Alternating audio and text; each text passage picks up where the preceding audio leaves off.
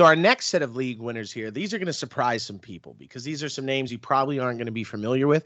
But no, one is a second round pick that just hasn't seen the field too much. So he was targeted in a higher round. This is a guy that they expected to be a difference maker on the field early, and it didn't work out that way. But now he's getting a shot in Sean McVay's offense, and that is my guy with blazing speed, Tutu Atwell. But here's the thing. Cooper Kupp, he's out. They already didn't have a number 2 wide receiver. So there's room in this offense to support 2 new guys, and there's a new guy on the block, and he might have a cooler name than Tutu Atwell. I know, those are pretty sweet names. I know. Who's your guy? I'm not going to take your shine here.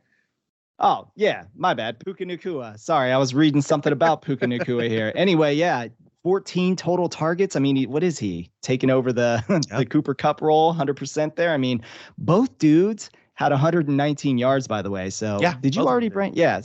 Tutu and Puka Nacua picked up 119 total yards, but Nacua caught 10 of those throws, man.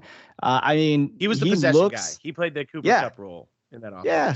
He's perfect for it. He was a Senior Bowl guy too that was getting some publicity during the Senior Bowl. I didn't look at him that hard, like at all. Like I'm just like, he's just a dude, you know. And then obviously here we are. Sounds like another guy in that offense. That's the centerpiece of that offense.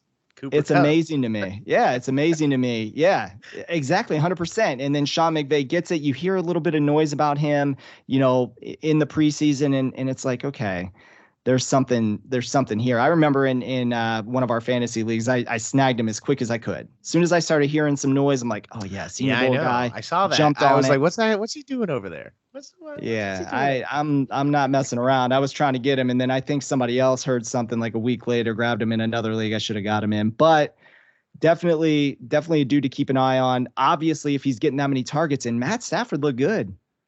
Matt Stafford looked good, dude. He's like one of the top 5 highest graded quarterbacks, and I think he might have been number 2 or 3 according to PFF this week. So can I tell you why though? I think Tutu Atwell is the guy to have long term in this offense. Yeah, go for it, man. Okay, so as good as Puka looked, guy looked amazing. Cooper Kupp is on pace to come back after game 4. So with Puka playing in that Cooper Kupp role, obviously once Cooper Kupp comes back, that role is going to get filled again. But Tutu Atwell's role, he is the field stretcher in that offense. This is the piece they have been missing for the last couple of years. They tried to make Van Jefferson into that.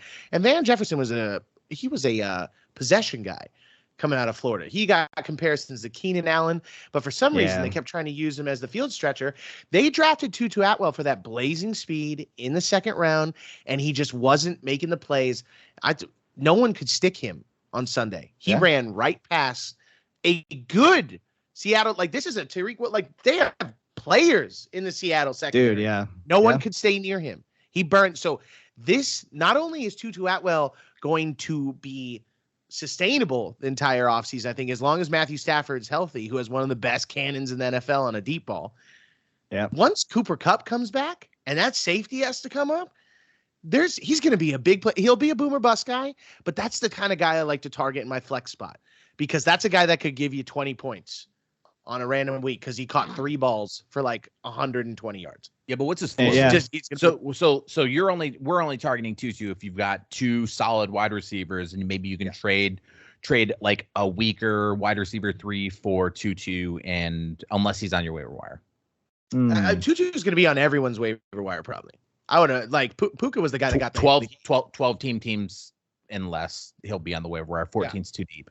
14 is too deep. Well, I mean, I got Tutu the day before off the waiver wire, the day before Sunday, in a 14-team league, and that's like a good league. No, for sure. No, I saw that 3 a.m.